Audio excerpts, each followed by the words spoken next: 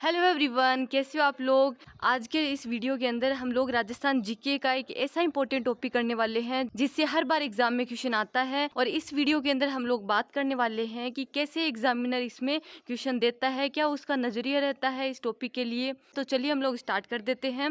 राजस्थान की मिट्टियाँ। अब देखिए, ये है ना बहुत ज़्यादा छोटा टॉपिक है, लेकिन इससे कैसे क्वेश्चन पूछे जाते हैं कि हमारा इतने कम मैटर के अंदर भी एक क्वेश्चन हमेशा हमारा राइट हो एग्जाम के अंदर।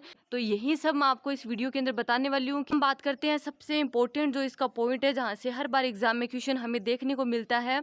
सबसे पहली मिट्टी आती है एंटीसोल। अब आपको पता है कि ये वाला जो एरिया है, ये अभी जो नए जिले बन गए उसके अकॉर्डिंग भी आप देख लेना कि नए जिले किस में आ रहे हैं। जैसे फलोदी है वो एंटीसोल में चला गया। तो इस टाइप से करके आप थोड़ा सा इसमें ध्यान देके पढ़ लेना इसको। एंटीसोल जो मृदा है ये वाले भाग के अंदर आती है। आपको ये बता देती हूँ कि एग्जामिनर हमें इतना ज़्यादा कंफ्यूज नहीं करता है कि दो चार तो इधर के जिले दे दे, जस्ट पास वाले इधर दे दे। ऐसे नहीं करने वाला है। दो चार तो आपको इधर के देंगे, जैसे इंसेप्टिसोल के दे देते हैं। तो इस टाइप से करके आपको उनमें वर्गीकृत आना चाहिए कि एंटीसोल कौन से में आता है, एरिडीसोल कौन से नक्षत्र में आता है। तो इस टाइप से आपको थोड़ा सा इसको ध्यान दे के चलना है। एंटीसोल मृदा की अगर हम बात करते हैं तो ये वाला जो एरिया है इसके अंदर एंटीसोल मृदा पाई जाती है। अब आपको अगर पूछ ले बीकानेर कौन सी श्रेणी में आता है, तो एंटीसोल मृदा के अंदर आता है। फिर आगे हम बात करते हैं, सेकंड मृदा आती है एरिडीसोल। अब एरिडीसोल को आपको क्या ध्यान में रखना है, जो बाकी का रेगिस्तान की जो अर्धशुष्क जलवायु में जो भी मृदा आती है वो एरिडीसोल के अंतर्गत आती है। तो आप लोग देख सकते हो कि जो अरावली पर्वतमाला है इसके सारे जो रेगिस्तान की तरफ अगर हम चलते हैं तो ये वाली जो मृदा आती है ये वाली कौन सी हो जाएगी, एरिडीसोल हो जाएगी। फिर जो पर्वतीय जो मृदा आती है, मैं शॉर्ट में आपको बता देती हूँ कि जो पर्वत श्रेणी की जो मृदा होती है उसको हम क्या बोलते हैं, इंसेप्टिसोल मृदा बोलते हैं। पहाड़ी क्षेत्र है तो इसमें कौन सी मृदा पाई जाएगी, इंसेप्टिसोल पाई जाएगी। फिर आगे हम बात करते हैं, वेरी मोस्ट इंपॉर्टेंट मृदा आती है एल्फिसोल। अब एल्फिसोल जो है ये वाला आप इलाका इसका ध्यान में रखना कि ये वाला जो इलाका है ये किस में पाया जाएगा, एल्फिसोल में पाया जाएगा। ठीक है, इसको हम क्या बोल सकते हैं, कछारी मृदा, खादन मृदा या जलोढ़ मृदा भी बोल सकते हैं।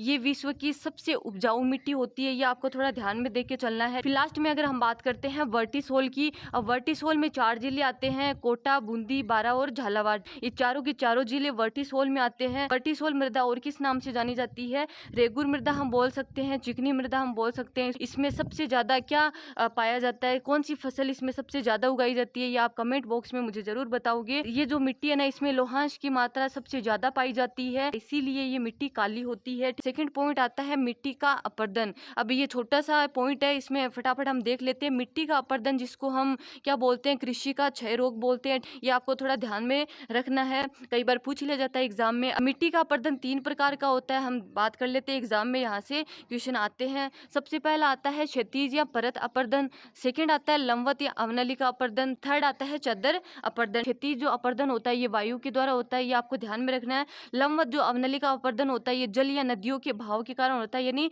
पानी के भाव के कारण ये लंबवत या अवनलिका अपर्दन होता है। चद्दर अपर्दन क्या होता है, ये पर्वतीय क्षेत्र जो होते हैं उसमें कमी होने लगती है, तो ये कौन सा अपर्दन हो जाएगा, चद्दर अपर्दन हो जाएगा। अब मैंने यहाँ पे नीचे लिख रखा है कि सर्वाधिक जो है ना क्षैतिज या परत जो अपर्दन है ये कहाँ पे होता है, जैसलमेर के अंदर होता है, ये थोड़ा आपको ध्यान में रखना है। फिर सर्वाधिक जो लंबवत या अवनली का अपर्दन कहाँ पे होता है, चंबल नदी के इलाके में होता है।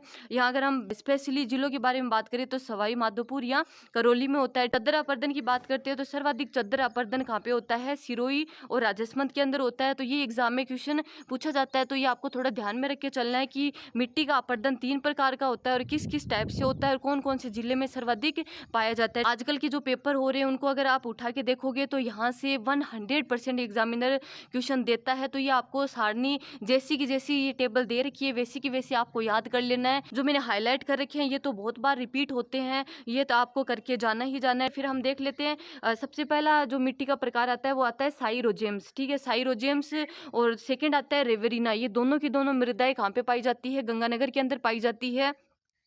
बहुत ज़्यादा इंपॉर्टेंट क्वेश्चन यहाँ से बनता है, तो ये आपको थोड़ा ध्यान में रखना है, ठीक है। फिर तीसरी आती है मरुस्थलीय मृदा, गंगानगर, चूरू, झुंझुनू, बीकानेर, जैसलमेर, नागौर, बाड़मेर, जोधपुर, सीकर का जो इलाका है, ठीक है, शुष्क जो अर्ध शुष्क के अंदर आता है, वो सारा का सारा किसमें हो जाएगा, मरुस्थलीय मृदा के अंदर हो जाएगा। फिर आता है चौथा जिप्सी फेरस। अब जिप्सम सबसे ज्यादा कहाँ पे पाया जाता है, बीकानेर के अंदर पाया जाता है, तो जिप्सी फेरस जो मृदा है वो कहाँ पे हो जाएगी, बीकानेर के अंदर हो जाएगी। फिर अगला आता है ग्रे ब्राउन जलोढ़ मृदा। ग्रे ब्राउन जहाँ पर भी नाम आ जाए तो आपको जालोर सिरोही वाला जो एरिया है ना, ये आपको थोड़ा सा लेके चलना है इसमें। फिर अगला आता है नॉन कैल्शियल ब्राउन मृदा। ये इसमें कौन कौन सा हो जाएगा, जो सीकर, चूरू, झुंझुनू वाला जो इलाका है ना, ये इसके अंदर आ जाएगा। और अगला आता है नवीन जलोढ़ मृदा, अलवर, भरतपुर, सवाई माधोपुर और जयपुर, ये 4 जिले आपको इसके अंदर याद रखने हैं। फिर आता है अगला पीली भूरी मृदा। अब पीली भूरी मृदा जो है ये आपको इसमें ये सारे जिले याद रखने हैं। फिर आता है नवीन भूरी मृदा। अब भूरी मृदा जहाँ पर भी आ जाएगा ना, तो ये आपको 2 जिले डेफिनेट याद रखने एग्जाम में, यहाँ से एज इट इज क्वेश्चन बनता है। भूरी मृदा कहाँ पे पाई जाएगी, भूरी मृदा जहाँ पर भी आपको नाम अगर दे दे तो यहाँ पे आपको क्या करना है, भैंसे भूरी और भैंसे भीलवाड़ा आपको याद रखना है, और भीलवाड़ा के साथ में आपको अजमेर याद रखना है।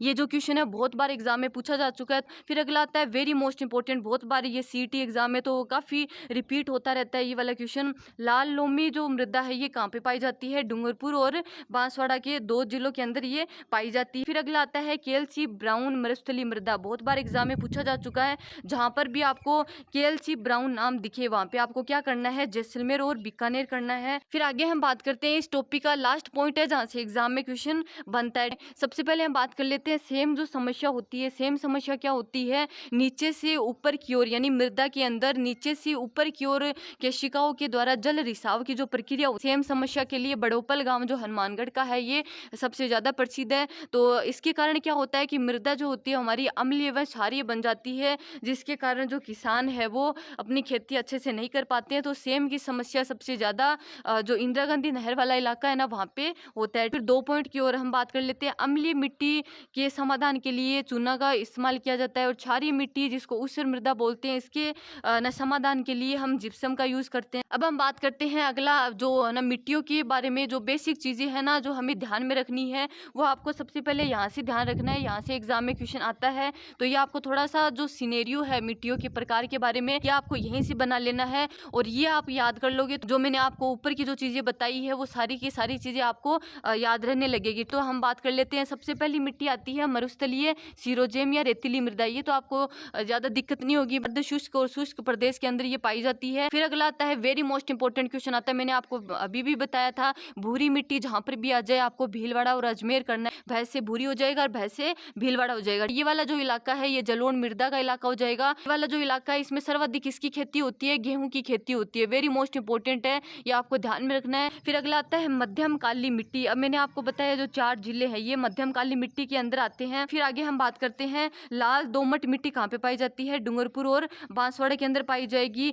और फिर देखिए मिश्रित का लाल और काली मिट्टी, लाल मिट्टी का प्रकार तो इधर से आ जाएगा, काली मिट्टी इधर से आ जाएगी। इन दोनों के बीच में जो मिट्टी पाई जाएगी वो कौन सी हो जाएगी, मिश्रित लाल काली मिट्टी हो जाएगी। तो आपको थोड़ा ध्यान में रखना है। फिर आगे हम बात करते हैं लाल पीली मिट्टी, ये कहाँ पे पाई जाती है, सिरोही, राजसमंद जो पाली वाला इलाका है इसमें लाल और पीली मिट्टी पाई जाती है, जो एग्जाम में बहुत बार पूछा जा चुका है। तो ये मैप थोड़ा सा आपको दिमाग में सेट कर लेना है कि किस टाइप से अगर हम एक मिट्टी को वर्गीकृत करते हैं तो बेसिक तौर पे राजस्थान की मिट्टियाँ कितने प्रकार से हो सकती है, ये वर्गीकरण आपका दिमाग में फिक्स हो जाएगा ना, तो आप जो मैंने ऊपर वाली चीजें बताई है ये आप आराम से याद कर सकते हो। तो आई होप आप लोगों को ये वीडियो अच्छा लगा हो। कम मैटर के अंदर राजस्थान की मिट्टियों वाला टॉपिक हम कैसे आसानी से कवर कर सकते हैं, ये सारी चीजें मैंने आपको इस वीडियो के अंदर बताई है। टाइप से आप मैप के जरिए आप याद करोगे तो सारी चीजें आपकी आसानी से क्लियर हो जाएगी। तो थैंक यू सो मच ये वीडियो देखने के लिए। और लास्ट में मैं आपको स्क्रीनशॉट भी दे दूंगी इन सब चीज़ों का, तो आप लोग वहाँ से स्क्रीनशॉट लेके अपने पास रख सकते हो।